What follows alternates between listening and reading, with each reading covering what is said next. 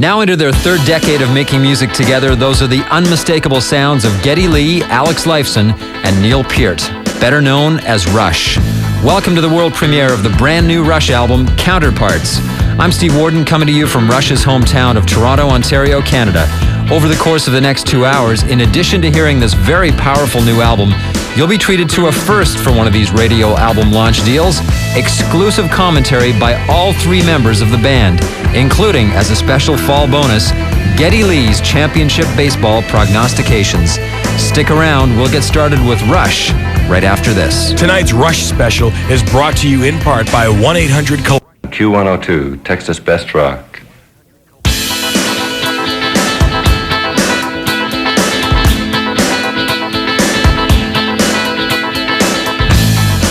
Welcome back to Toronto. I'm Steve Warden, and this is the world premiere of Counterparts, the brand new album from Rush. In the last few weeks, over a couple of separate interview sessions, I had a chance to spend some time with Geddy Lee, Alex Lifeson, and Neil Peart. And as we go through the album, you'll hear various comments from all three, some of them surprising, some hilarious, all of them revealing in one way or another. We begin with Geddy Lee's assessment of the sonic direction the band chose for Counterparts, an almost deliberate move back to capturing the basics of bass, guitar, and drums. It was about as deliberate as we ever get. When we start making a record, we really don't know what the hell we're going to do. We just go in and see what starts coming out. But I think there's been a few frustrations in retrospect over the last couple of records, not in the material, and certainly not in the quality of the songwriting and performances, but mostly in a sonic thing. I think there were a few tracks on the last record that the style of production that we used suited very well, and there were another a few tracks that seemed in the final result, when we wanted them to kick a bit more, to have a bit more power, it really wasn't there to get out of the tracks. And I think that stuck in the back of our minds, and throughout the tour, hearing those songs live and feeling how much more power they had live, because I think about 3 of the tracks on the last record just sounded, at least to us, it felt really killer live. And we thought, we're not capturing one element of our band. There's some element that we do that is natural to the way we play, and it comes out live that we're not grabbing on record these days. So it was a concerted effort to grab that, and we wanted a complete change of scenery, complete change of engineers, production, everything. And even though we interviewed a lot of young producers and got so many people to work with on this record, we turned to Peter Collins in the end, who had worked with before, for a couple of reasons. Number one being the fact that he is very much a different producer now than he was when we worked with him last. We've always been friends. We've always had great respect for his way of doing things. But since working with us last, he's worked with a lot more American bands, Queensryche and so on. And we felt that he was a different producer now with the same priorities, which we liked. And talking to him, it was a kind of like instant, let's do this record together. As soon as we talked, we knew it would be great. So, and he agreed with the vision of what we saw, and his comments criticizing the last couple of records sonically anyway were very much in line with the direction we wanted to go. And we thought, bingo, here you go. This is what we need. And then you introduced in a different element in the engineering side. Yeah, and we said, well, what do you want to do for an engineer? Because when we worked with Peter Collins last, he was kind of teamed up with Jim Barton, who has since gone on to be a producer in his own right, and a very good one. So it was kind of like, who do you work with these days? And he goes, well, I work with lots of different people. And so we sat down to kind of a laborious but interesting search. And we had tapes from, producers from all over the world. Engineers from all over the world that we were listening to just for a sound. And in the end, we settled on this caveman character. His name is Kevin the Caveman Shirley. And he's a South African by way of Australia, whose tape was really raw, and it had a very natural sound to it. And we thought, this is good. Let's get this raw attitude in the bed tracks and primary stages of recording. Let's bring someone different in to mix it that maybe has a bit more of a sophisticated flair, a bit more of a high-tech attitude. So we were after the best of both worlds. And from my point of view, it worked a treat. We brought Michael Letho from Australia to mix it. And I think he was great. Both guys were great. So it was a very happy marriage, and I'm really pleased with the result. Did you see it as a bit of a risk, though? Yeah, it was a bit of a risk. But, when you made records for the many years that we have, you do have a certain confidence that you'll be able to pull it out. There are risks, but you know what the risks really are. And there were a few times where we're going, I don't know about this.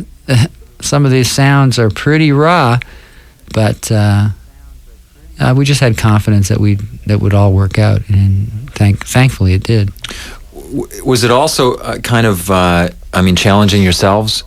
You mentioned having made so many records. Is it just something that you had arrived at was like, well, let's just try this and it'll maybe trigger something in us that we may not otherwise get?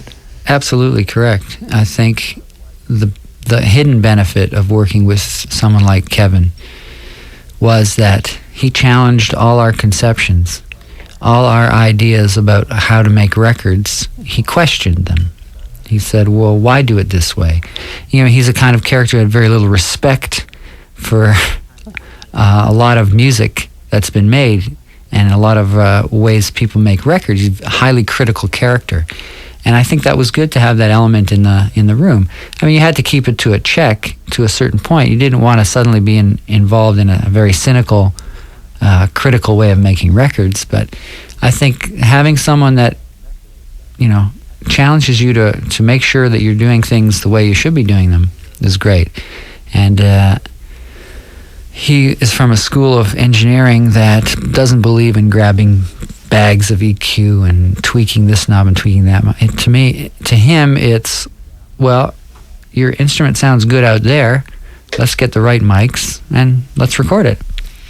And if there's a problem with the sound, more likely it's a problem out there with the source of the sound as opposed to trying to fix a bad source.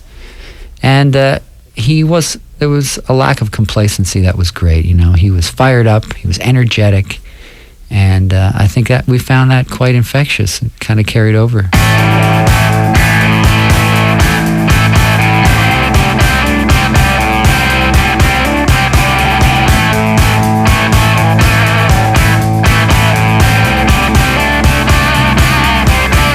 There is a lake between the sun and moon, not too many know about. In the silence between whisper and shout, the space between wonder and doubt. This is a fine place, shining face to face. Those bonfire lights in the mirror sky, the space between wondering why. Ah, yes to yes, to ah, to yes. Why the sun?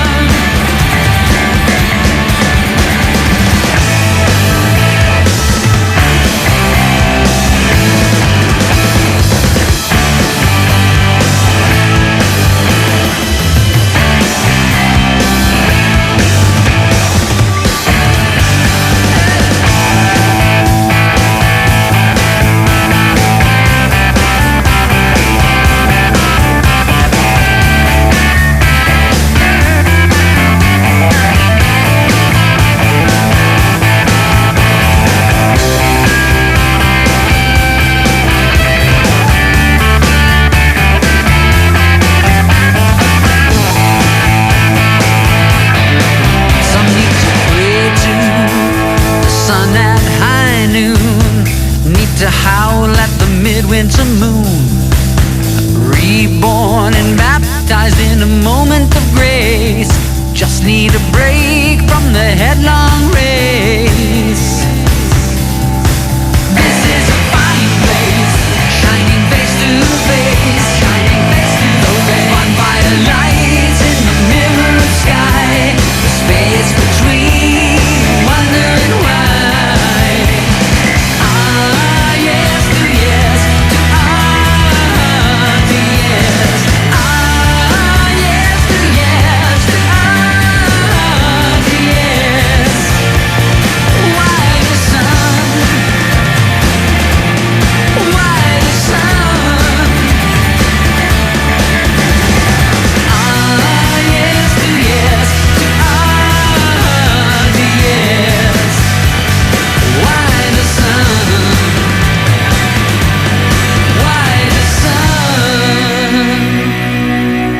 Between Sun and Moon, that's Rush from their brand new album Counterparts. And we have more to come in just a moment. Rock.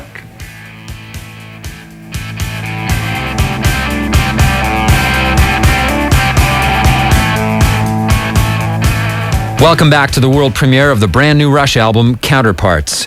I'm your host, Steve Warden, in Toronto.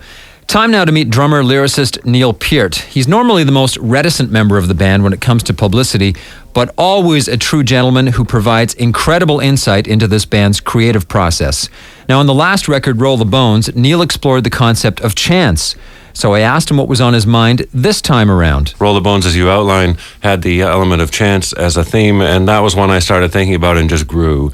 And so many elements of chance appealed to me and inspired me to write about them. So Roll the Bones had that concept in common.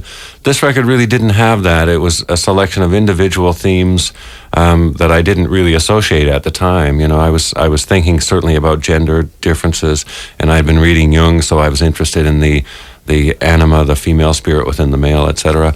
So that intrigued me. And the Nobody's Hero idea, I'd been thinking a lot about the nature of heroism and what was good and what was bad about it, and the idea of a role model, and people I'd known in my own life who were important to me as influences, but weren't important to the rest of the world. So that concept of a role model, but not a hero, if you like. So that was one separate set of influences, and all these things I really saw, and to some extent still see, as quite separate themes.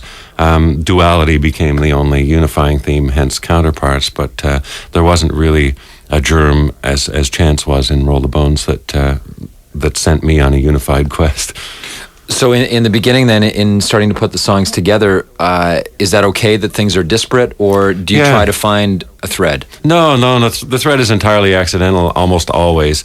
Some albums like Power Windows or Hold Your Fire, it was completely accidental. After the fact, I went back and realized that, well, I'd been writing these songs lyrically over the same period of time, so it wasn't surprising that I was, on the same fixations.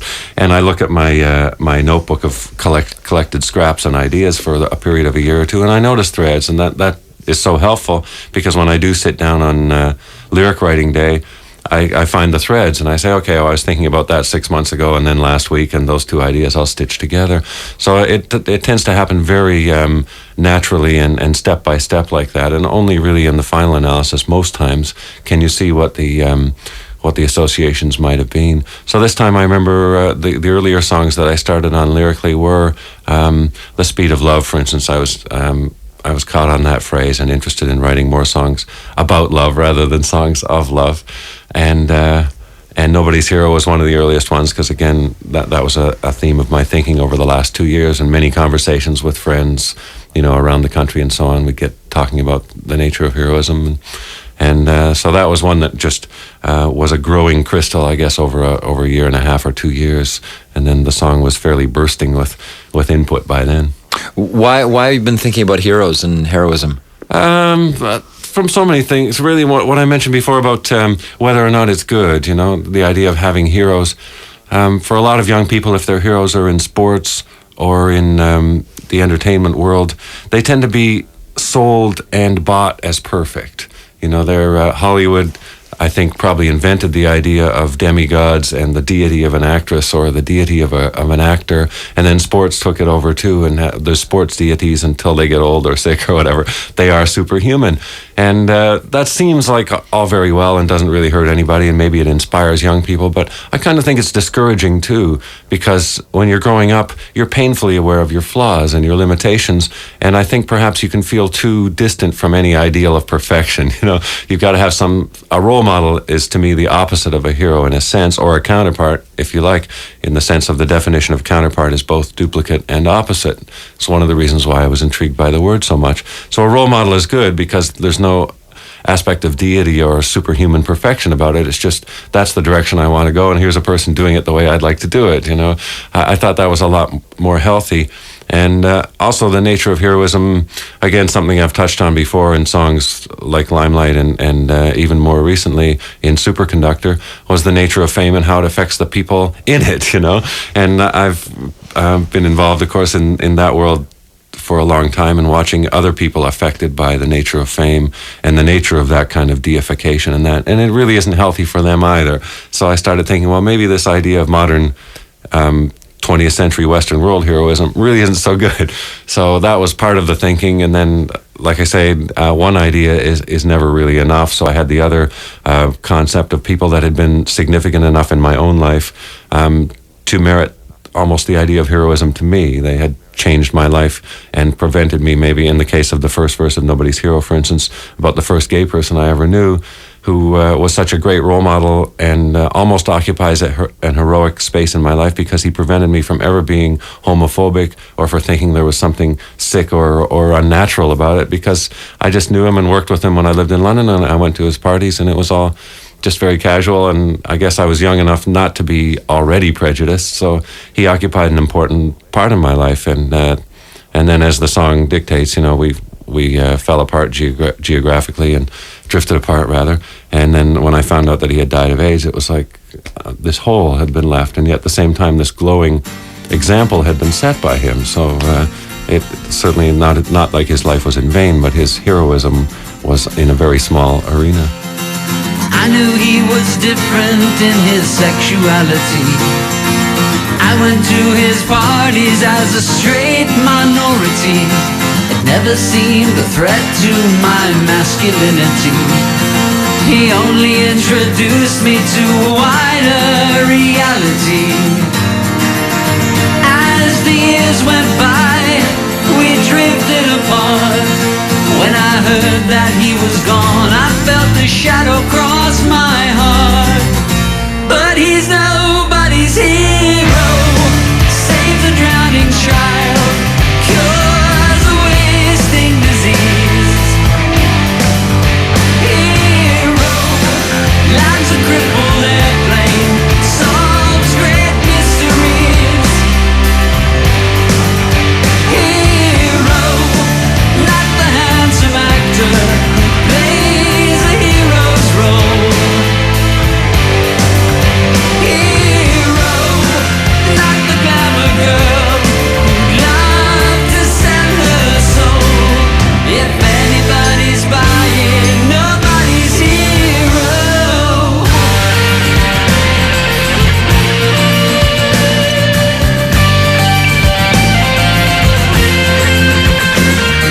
I didn't know the girl, but I knew her family. All their lives were shattered in a nightmare of brutality. They tried to carry on, tried to bear the agony, tried to hold some faith in the goodness of humanity. As the years went by, we drifted apart. When I heard that she was gone, I felt the shadow cross my heart. But she's nobody's hero, is the voice of reason against the howling mob. Hero is the pride of purpose in the unrewarding job. Hero, not the champion player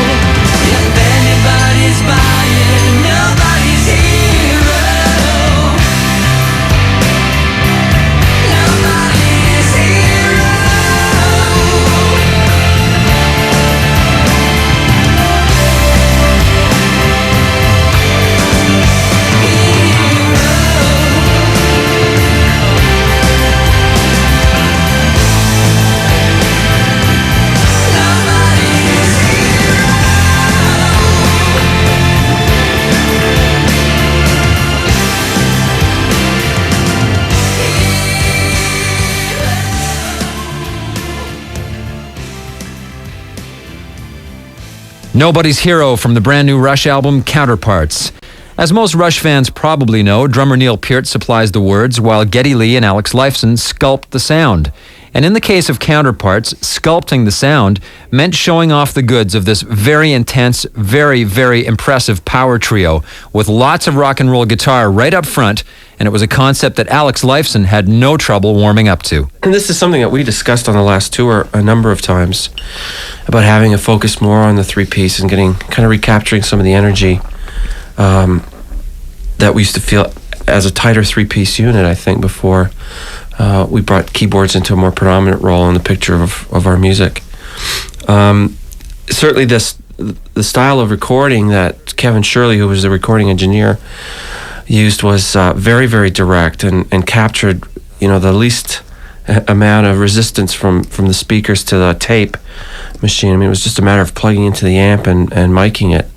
I wasn't really encumbered by any effects. I mean, we got into some things later, but certainly for the bulk of the guitars and for all the bed tracks, it was just straight ahead. And I sat in the studio for the first time in 12 years and recorded guitars out there, which I've always stayed away from, figuring that in the control room you have a sense of control and there's immediate communication. If you want the monitors down, they can go down. If you want them up, they can go up. So I really wasn't into doing it. But Kevin talked me into it. And after a couple of days of getting used to it, it was great. You could feel the wood of the guitar vibrating against your body, and it was more susceptible to that really cool feedback. And it was your own little world. It was a little bit of an escape. And I don't think I'd go back now. Can I ask you a question? Yeah. Did you actually say encumbered by effects? Yes, Ged. Believe it or not, I actually said that. Did you actually say that phrase? I think. Or have you been possessed by some sort of logical devil? I've matured a lot in the last couple of months. Say hallelujah. You know something? It just you get into a particular way of doing things, and it's very comfortable, and you get a little resistant to change sometimes, especially when it comes to sound and of a guitar. I mean, I like to think that this is my own particular sound, one that I've developed over a number of years. For that reason alone, it's time to change it, and mix it up a bit. And I have been very resistant to this kind of approach to recording the guitar. I always thought that we could get power and size and tonal depth in a number of other ways. But I have to say that after doing it this way, there's only one way to get a really great electric guitar sound, and that is to plug the thing into the amp and turn it up. And the shortest distance from the guitar to the amp is the best and most effective. This is not the guy I've been working with for the last 10 years. Anyways, I don't know who this imposter is, but get him out of this control room. You are a liar! Fake imposter! Well, when you say that you wanted to get back to a more kind of simplistic, bass, guitar, drums, trio sound, I mean, it seemed, you talked a little bit about that on Roll the Bones as well. Do you think it's been kind of a gradual process? I think so. We've certainly aimed for it, but... Yeah, but I think, as Alex was saying, so much is to do with the style and the way the engineer hears things. And like we were talking about earlier, there are a number of songs that are kind of more subtle and more textured on Roll the Bones that I think required the kind of production that they had. But there are other songs that really, I think the style of the song and the style of production were not in sync. And the way that Alex had described recording these instruments was more in keeping, I think, with the spirit of some of the ways that we have been writing in the last few years. What were you doing on Double Agent? There's that kind of... We were losing our minds is what we were doing. Double Agent was a complete exercise in self-indulgence. And really, it was one of the last things we wrote on the record. And we just we'd written all these songs that were very heavily structured and, were crafted and meticulously worked on this note and that note. And this was a song we just wanted to kind of get our yayas out and just have a bit of a rave.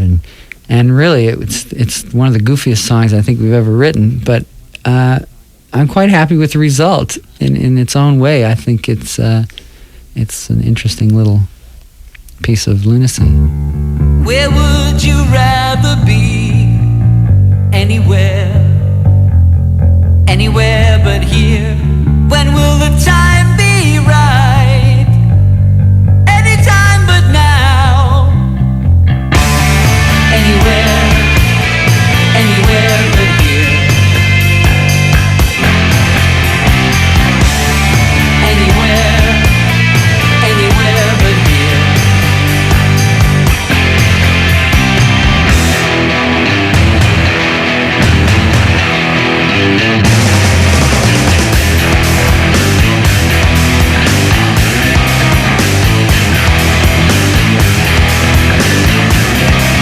On the edge of sleep, I was drifting for half the night, anxious and restless, pressed down by the darkness, bound up and wound up so tight.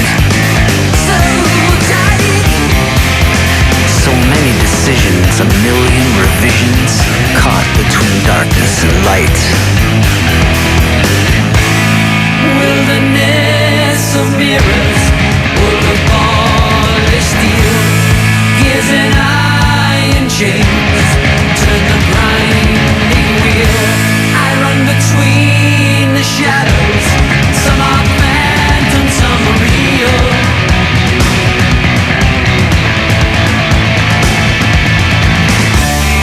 Where would you rather be?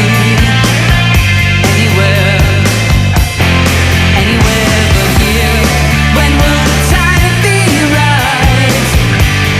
Anytime but now. Where would you rather be? The doubt and the fear, I know it all disappear. Anywhere but here. Anywhere but here.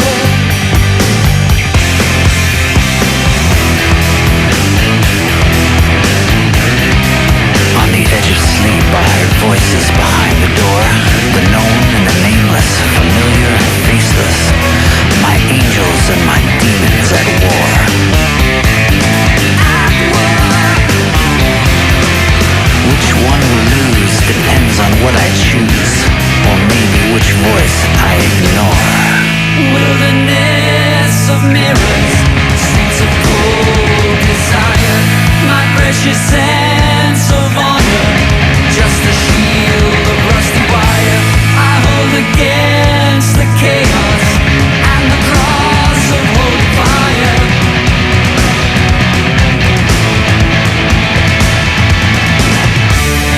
Where would you rather be? Anywhere, anywhere but here. When will the time be right? Anytime but now. Where would you rather be?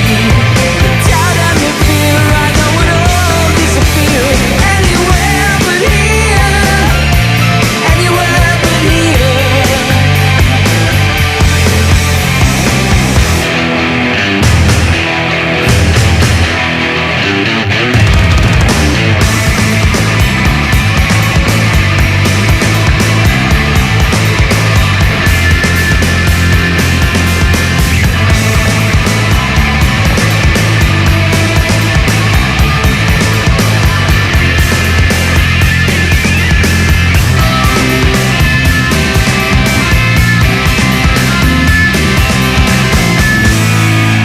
Wilderness of mirrors, so easy to deceive. My precious sense of rightness is sometimes so naive. So that which I imagine is that which I believe.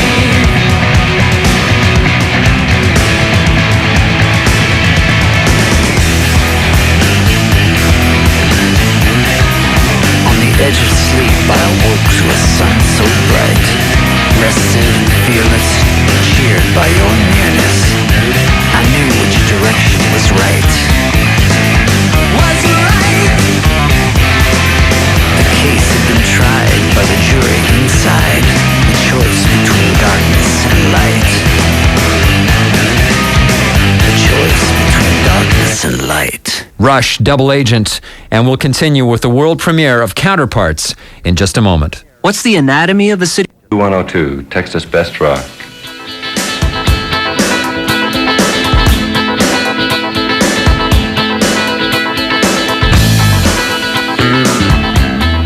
Welcome back to Counterparts, the world album premiere with Rush. I'm Steve Warden. The next song we're going to hear is Animate, a song that makes excellent use of some wicked Geddy Lee bass guitar. As Geddy told me, they employed some unusual equipment to get the bass sound that they were after. We set up the gear that I had in the studio, and the caveman went in there, and he looked at all this high-tech gear, and he said, you know, I saw this old beat-up amp head that was lying in the corner yesterday. Do you mind if we plug that in? So we dragged it out, and this is literally an amp that was found in the garbage that one of the assistants at the studio had repaired. It was an old tube amp, and we plugged it into all these speakers we had, and he turned it up to like 15, and the thing was like, I thought it was going to explode. So we used a combination of my regular DI setup, and plus this exploding amp setup, and he made it happen, and it sounded great. It had tremendous amount of energy, and all the explosion sounds of it kind of disappear in the track, so you're not really aware of the fact that it's an amplifier on the verge of death. Well, what you are aware of is the power that's coming out of the speakers. So that was a great benefit. We'll hear Geddy Lee's driving bass guitar sound in just a moment on the song Animate, but first, Neil Peart on the song itself. It's a track that not only displays Rush's awesome musicianship, but also delves into the duality theme that was on Neil's mind. I hope it's going to be clear that it's about one person, you know. It's set up on purpose a little bit vague to sound like it might be about a relationship between two people and almost a love song in a sense. But that became such a cliche, certainly through the 80s, of the modern sensitive man, and it was wrong in many ways. And I draw upon my research, if you like, on this, everywhere from Carl Jung to Camille Paglia, about what the modern man was supposed to be. And to many people in the 80s, the modern man was supposed to be a woman. And, you know, to be sensitive and nurturing and all, and to completely lose the masculine side of the character, the animus. So just in reading about that and thinking about that and observing certainly people around me and how they behave and how they pretended to be, how they pretended they really were and so on, it became a bit of an act of men pretending to be more sensitive than they actually were, and sometimes women pretending to be more aggressive than they actually were. So it was basically pleading for a balance of that. You know, I feel that yes, men do have a large female component to their characters, as it can only be. You know, it's natural. We are, again, as counterparts, we are both duplicates and opposites. The Oxford Dictionary definition of the word includes both of those things. So that's definitely true of genders as well. And in the song, I was trying to get at the idea of that you can be both strong and sensitive. You can be both ambitious and soft, really, but not to deny either, and to keep them in balance. So the dominance and submission metaphor had to come into play, but I used it again of a person dominating himself, in this case, because it's a man. He's dominating his softer side, but at the same time, he also has to dominate his A words, you know, the aggression and the ambition and the traditional biological male things, which, in spite of all modern sociological changes, we are in the last 20 or 30 years of sexual revolution trying to change tens of thousands of years of human evolution, really, men as the hunter and woman as the nurturer. So those things have to be recognized, and yes, we can change them. We've changed a lot of things. We used to be comfortable with slavery and call ourselves Christians. That's changed now. There are definitely changes we can make in acting more civilized, but at the same time, it's foolish to deny that which courses through our veins. So the song really tries to reconcile that very complicated and also very topical thing.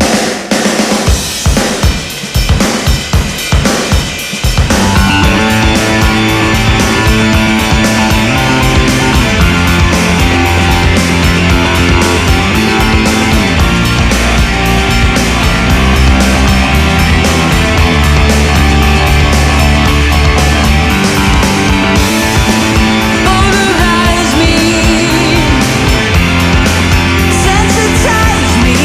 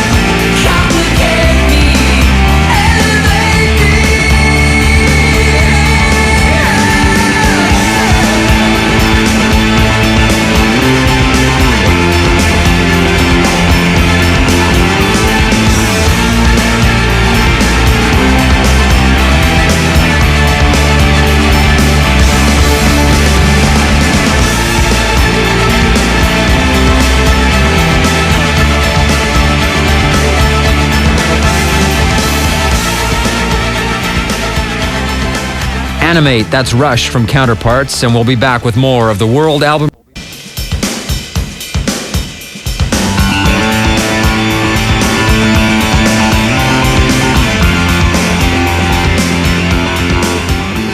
Continuing now with the world premiere of the latest Rush album, Counterparts, I'm Steve Warden.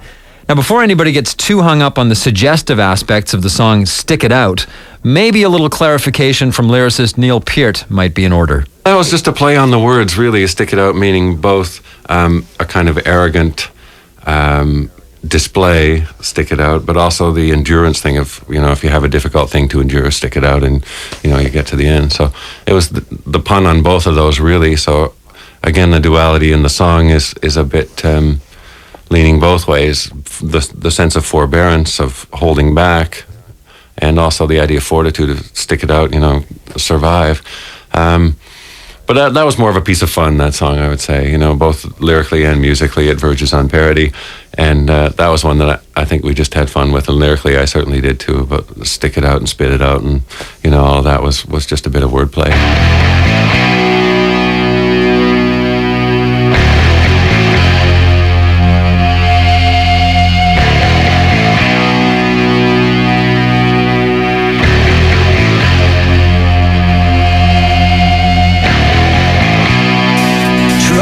Your instinct, if it's safely restrained.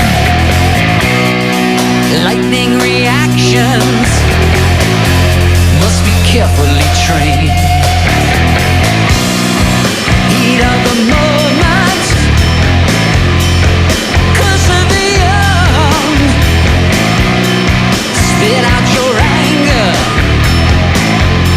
don't swallow your tongue.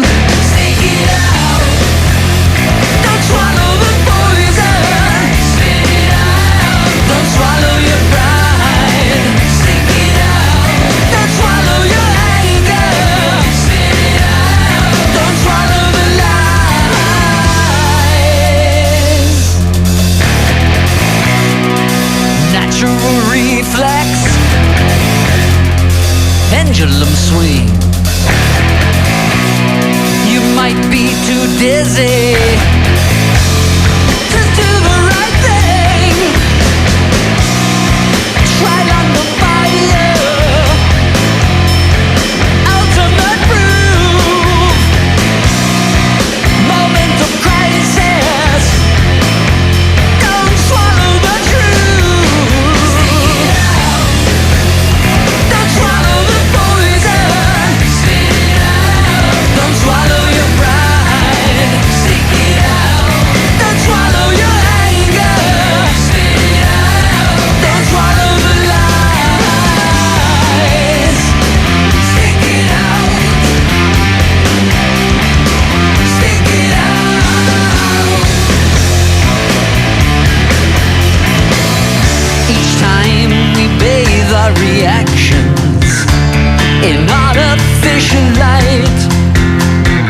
Each time we alter the focus to make the wrong move seem right. You get so used to deception, you make yourself a nervous wreck. You get so used to surrender, running back to cover your neck.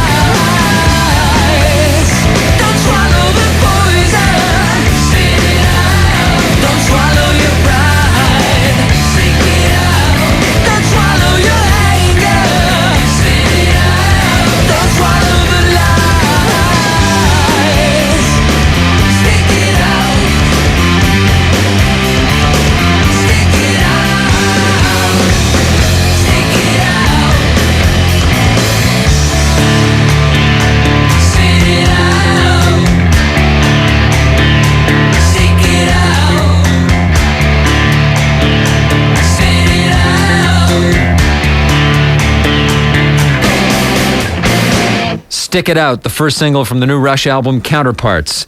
And this is the world premiere of that album, coming to you from the studios of Q107 in Rush's hometown of Toronto, Canada. I'm Steve Warden. Now, given the heavy nature of the material on this album, I asked Geddy Lee if that had any great effect on how he approached his vocals on this recording. Well, our style of writing has changed a lot over the years, and particularly the last few years, we seem to be serving the melody of the song. I mean, and by that I mean very much songs written around lyric and vocal melody, and the instrumentation serves that. The instrumentation supports the melody, supports the feeling and the mood of a lyric.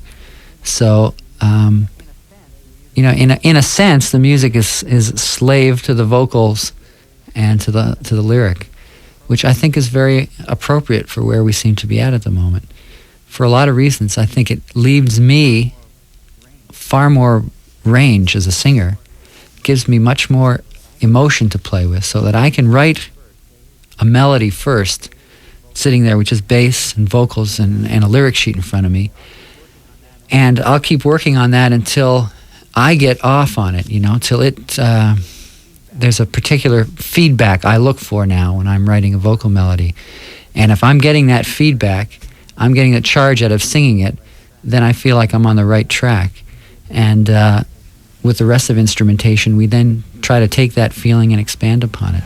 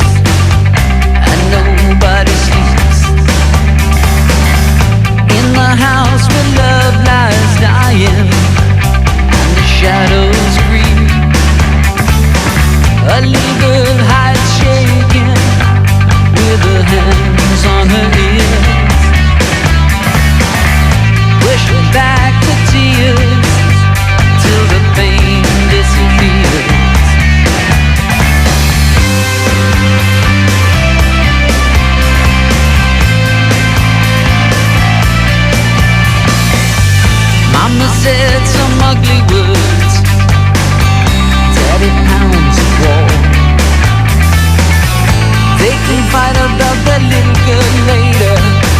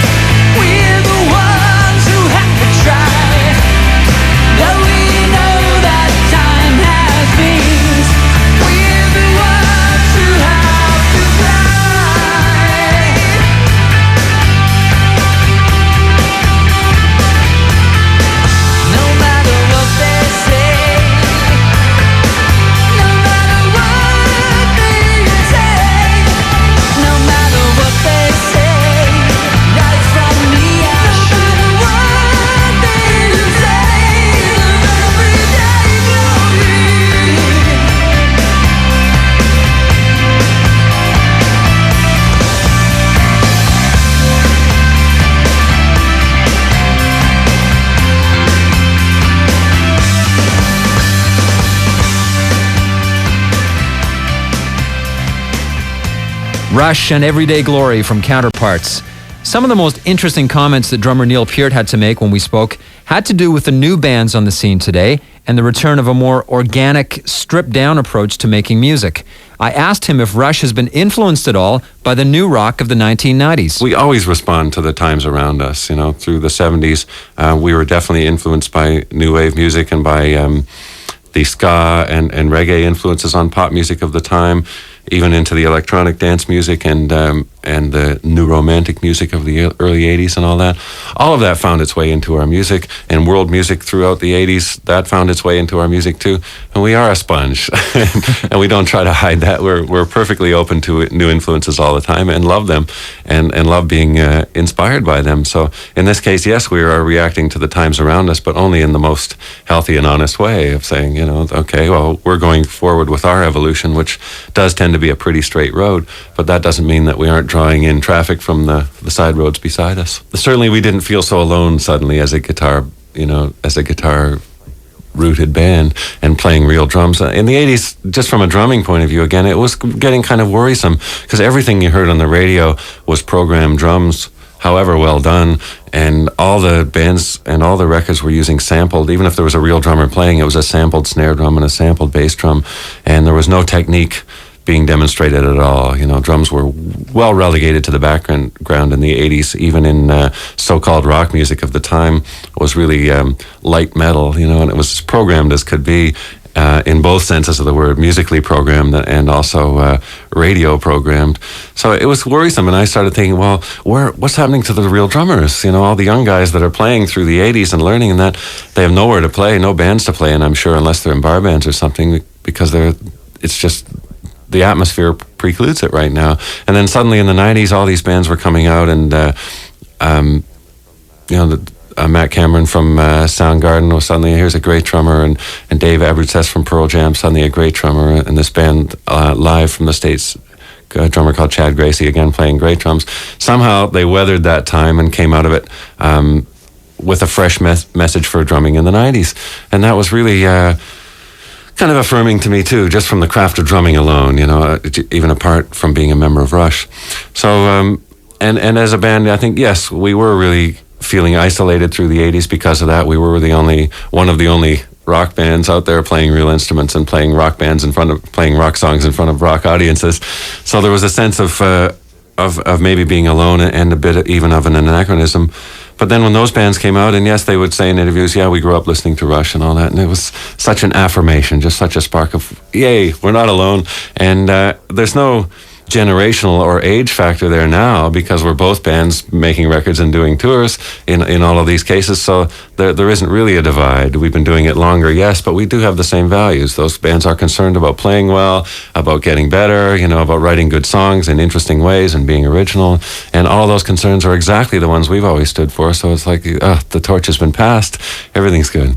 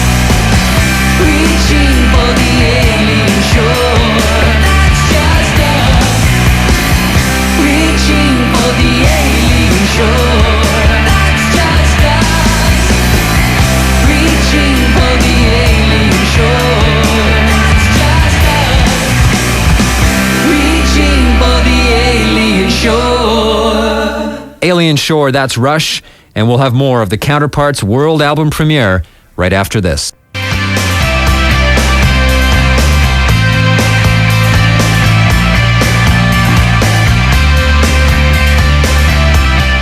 Hi, I'm Steve Warden, and we're back now with Counterparts, the world album premiere from Rush. We're joined by Geddy Lee, Alex Lifeson, and Neil Peart. And at this point, we have the instrumental track from the album queued up. It's called Leave That Thing Alone. Now, Rush fans will probably make a connection between this song and Where's My Thing, the instrumental tour de force that was on the band's last album, Roll the Bones. But as Alex and Geddy told me, there really isn't much of a connection between the two songs. Only the fact that they both have things in the title. Yeah. And they're on our records. The things are different things. It's not the same thing. It's not the same thing. Really, you have to say, it's just not the same thing. No. It's just it's a different thing. Totally different thing. Yeah. It's something, though. Yeah. So how did we end up with another instrumental? Oh, they're so much fun to do. Yeah, they're fun. It's like recess. It's like somebody blew a whistle. Let's do an instrumental. Yeah, they're very spontaneous. They get written quickly. The ideas go down very, very quickly. And the nice thing about this particular instrumental is that there's a tendency to be very flashy when you do an instrumental. It's your kind of a release to be a show off. But I think on this song, the melodies are very, very strong, and there's something that touches you more emotionally. Yeah, I think this is one of our best ones. Yeah. I'm really happy with this one. I like listening From to two it. points of view. Excuse me. I think, as Alex said, the chorus melodies, especially the guitar melody, I think is beautiful. I think no matter what style of music you want to call it, I think it's a great melody. But the other thing that I like about it is the rhythmic attitude of it, which is very different for us. And it's an area that we keep playing around with and experimenting with and learning how to white Canadians learn how to play funk music. These are continuing experiments in that area. And even though it's not funk music by any funk player's standards, it's for us, it's got more of that rhythmic attitude, which is a lot of fun to do. And sometimes I think it comes in reaction to having written 10 very structured, meticulously put together songs. And here we are at the end of that, and we're going, let's just have some fun. Let's string these riffs together. And, we always have a riot when we put these down. And, We kind of feel sorry for Neil because he's not really included. We don't even let him in, actually, when we're working on those things. And then give it to him, and that's it. But then he gets to have his stab at it, and usually there's 2 or 3 suggestions that he will have that will change the arrangement a bit here and there. So he gets his turn, but he doesn't. He has to work alone. Yeah, and then he wrecks it with the drums. Yeah, that's the other There's thing. the other thing with all our That's the other songs. thing.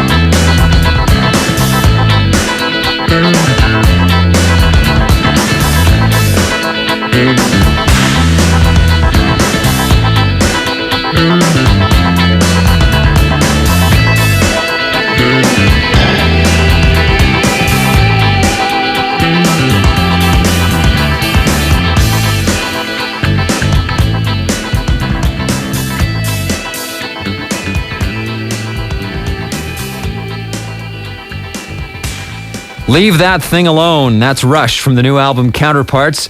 Now, unlike that song, our next track, Speed of Love, features words. And not only that, but they're words written by someone other than Neil Peart. It's a rare collaboration between Neil and his old pal, Pye Dubois. Yeah, in the past, Tom Sawyer, of course, was co-written with Pye, and Force 10 on Hold Your Fire was too. And I really like his style of writing. It's inscrutable to me sometimes, as I think it is to other people too, but at the same time, it has a certain power in his images and writing. And also, there was some strange symbiosis that seemed to affect the songs when Pye was involved in Tom Sawyer and in Force 10. It made them somehow a little different musically. You know, his percolation through me, I would get his ideas and then I would add mine to them and structure it as a Rush song and then pass it along to the other guys. Even through that chain of events, somehow there was some outside influence that was good. So we've always kind of kept the open door to Pye's ideas. Anytime he had anything to submit, he would send it along to me, usually scrawled in an exercise book. And in this case, that was one that we all responded to some of the images in his presentation. So again, I went to work on it and shaped it up into the kind of structure that we like to work with, and then added some of my own images and angles on it, and so it went. And is it something you enjoy, just as a change of pace, having another input? Yeah, I'm a happy collaborator, really. Obviously, we couldn't have stayed together, the three of us, for 20 years if we weren't happy collaborating. And it's the same way lyrically. I do like working with someone else as long as they're equally open about it. You know, I'm always concerned with Pye that, you know, do you think I'm wrecking up your work? Because theoretically, when he finishes it, he thinks it's done. So if I come in and you know, start changing things around and adding and subtracting things, it could seem a bit presumptuous, I guess. So I'm always concerned about his feelings on that. But he seems comfortable with it too. So it's just like he said, it's just turning out a good tune that counts. That's what matters to him. So it's just a nice thing to do, to have somebody else's input. I've done it in the past, even with Geddy and Alex. I put ideas together in words, and then a song called Chemistry on Signals was like that. They just wrote down a bunch of images and ideas and gave them to me, and I stitched them all together into an organized thing. So that's always a kind of a fun way to work, really. I like it.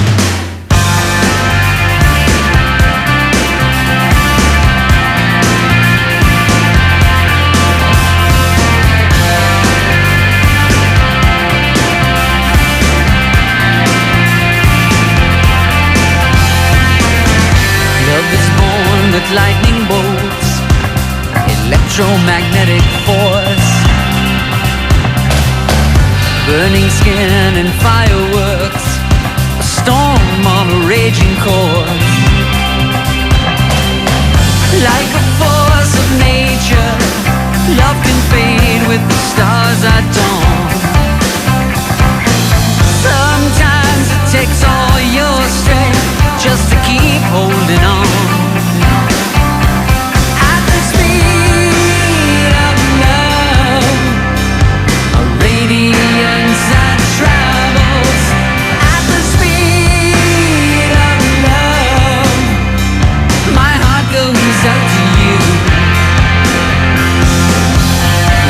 Born with solar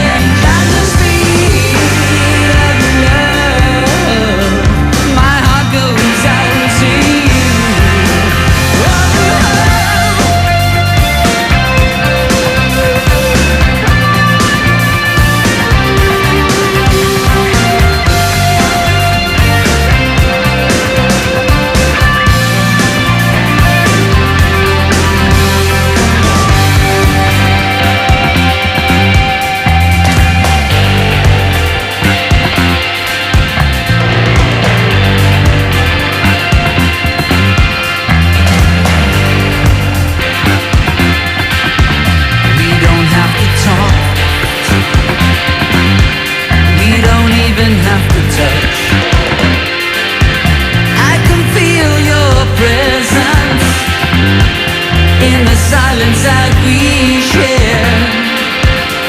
Got to keep on moving at the speed of love.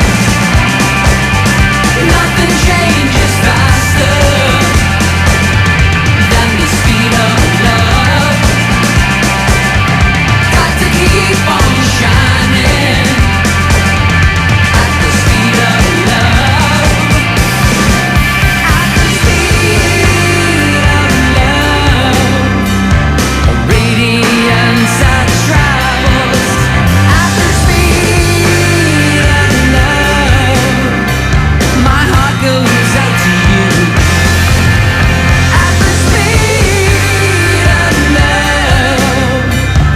Nothing changes faster than the speed of love.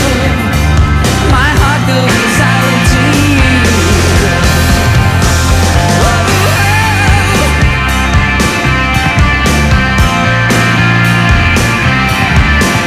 At the speed of love. At the speed of love.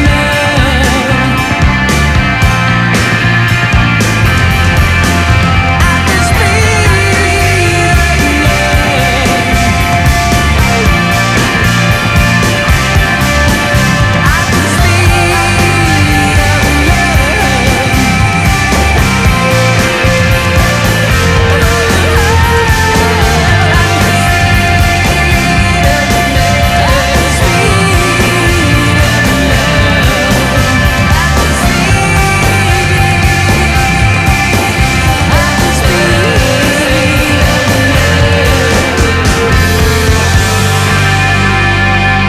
Album Network's world premiere of Counterparts from Rush will continue in just a moment.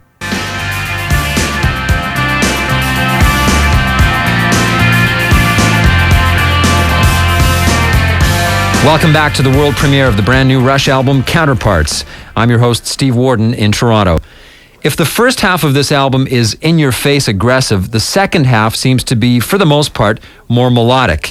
Geddy Lee told me that it was a real challenge to organize the order of the songs on this record, Counterparts. I think this was one of the hardest records to sequence that we've ever put together. You know, it was much easier in the old days when you had two sides. And now that you have one side, boy, it's really tough. You know, Alex made this most magnificent artistic creation. This, form follows function to the sort of a nth degree. storyboard. You know, he does this board, and he lists every title. It's like a magnetic board where every title can be moved around, so you can play around with the sequencing. And on each of these little boards is a fantastic drawing representing the essence of the song as Alex sees it, which is convincing us more than ever that he's a sick human being. But we played around with so many different combinations, and it was really tough. So this is the one order that I think just seemed, when you're listening to an hour's worth of music and considering how much aggressive music was in there, we felt it was kind of a nice way to ease you out of the record.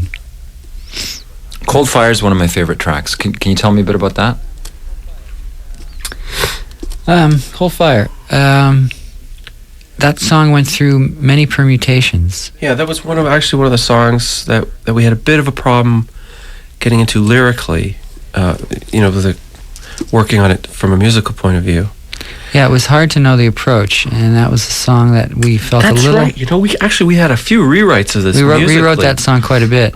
And thankfully, I think Peter Collins' presence really pulled that song together, because he came in and he pointed out certain strengths in the previous versions of the songs that we had, and he really helped us reorganize that song. And it wasn't until he got there, I think, that we finally locked in on a feel for those verses that enabled Alex to play those great kind of steel guitar-like lines that he's playing, and enabled me to open up harmonically. I was having trouble with the verses. You know, it's a tough song when you're dealing with this issue of male-female relationships, which is such a foreign subject for us to deal with in a song. You want to make sure it doesn't sound trite or hackneyed, or you're not just doing yet another song. Who needs another song about relationships? So it took us a while to get the right mood, and I was really happy with the mood we ended up with in the verses. And I think, oddly enough, as much as it was a nightmare, that song for me, when I hear the record now, I think the verses are one of the strongest parts of the album in that song. Yeah, I think there's a great balance between the romantic picture on the one side and how the music is sympathetic to those lyrics, and then the other point of view, which is much colder, more tougher, based in reality. Yeah. And the contrast between the lyrics and the music and how they support each other, I think really worked out successfully on that song. From what Ged said, was a very difficult song for us to work on.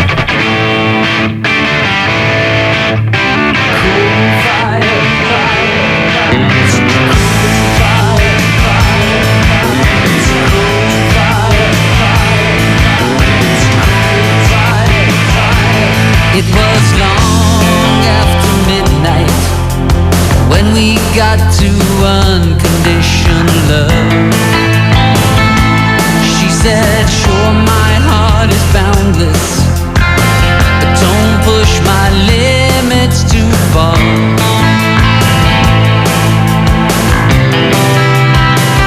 I said, if love is so transcendent, I don't understand these boundaries. She said, just don't disappoint me. You know how complex women are.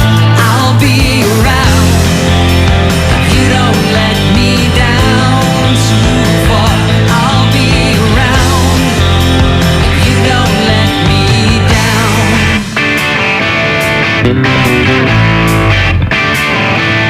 It was just before sunrise when we started on traditional roads. She said, sure, I'll be a partner, but don't make too many demands. I said, if love has these conditions, I don't understand those songs you love. She said, this is not a love song, this is in fantasy land. Don't look too far for us and wave on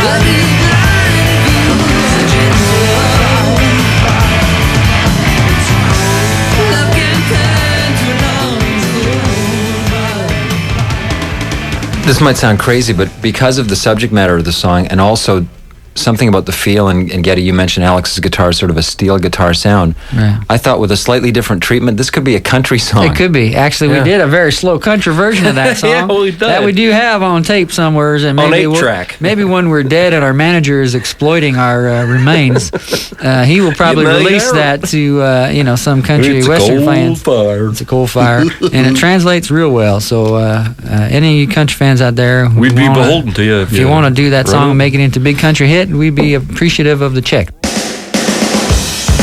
The Rush World Premiere Special of Counterparts continues after this time.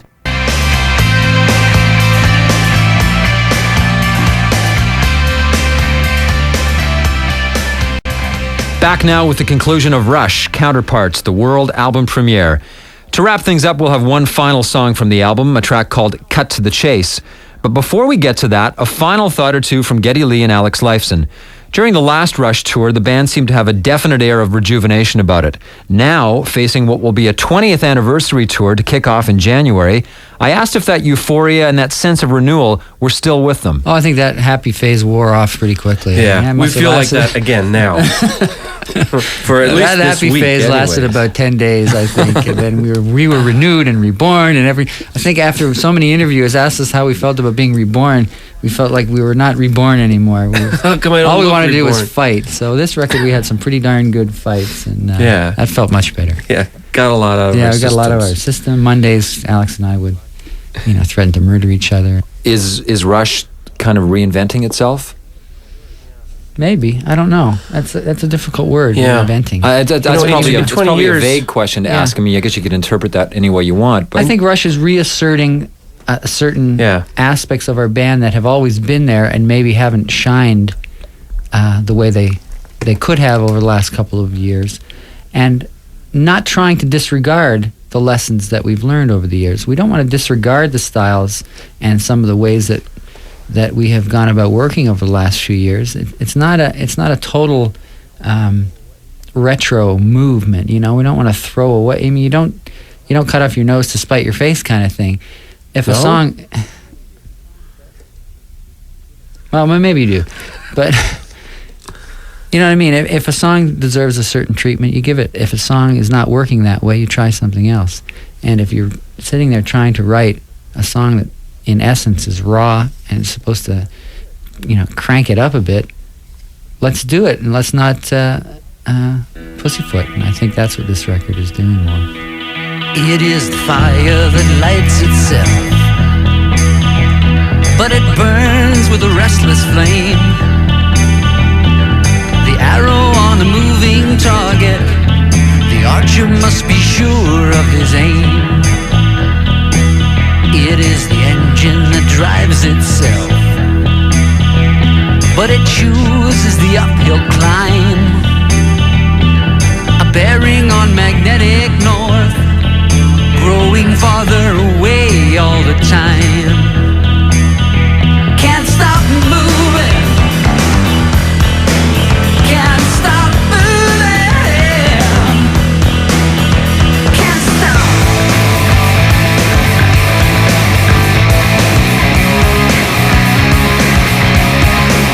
You may be right, it's all a waste of time.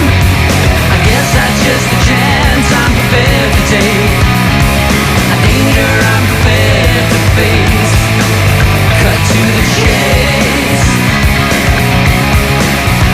just a danger I'm prepared to face. Cut to the chase.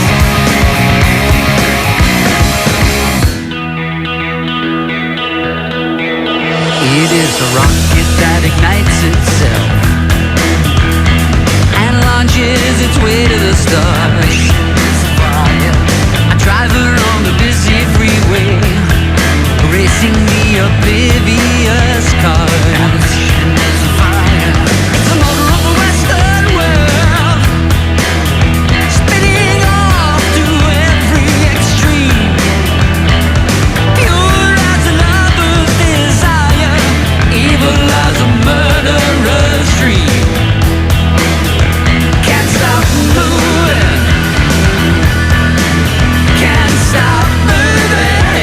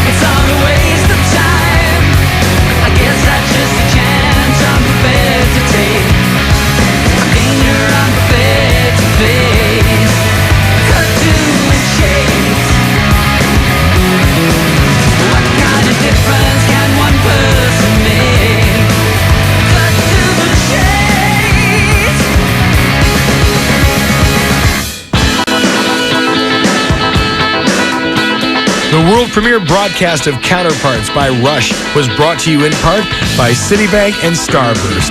Special thanks to Ray Daniels and Kim Garner of SRO Management, to Valazzoli, Andrea Gannis, Danny Bush, Leah Pisacani, and Bob Clark of Atlantic Records. Thanks also go to Donna Geisinger, Neil Bird, and Marsha Longo of the Album Network. To June Brody and Steve Saslow of SJS Entertainment, to the staff of Q107 in Toronto, and to Geddy Lee, Alex Lifeson, and Neil Peart of Rush. Tonight's show was produced by Mark Felsot and Steve Warden and engineered by Gary Whitten with additional production by Steve Nelson. Executive producer for the Album Network is Steve Smith. I'm Tommy Nast. Thanks for listening and good night. One last thing. We almost forgot the last word on this program. Geddy Lee's fall baseball prognostications. We told you about it at the beginning of the program. And now here it is. Geddy, if you would, gaze into your crystal baseball and tell us what's going to happen in this year's World Series. Well, who's ever pitching stinks the least will win.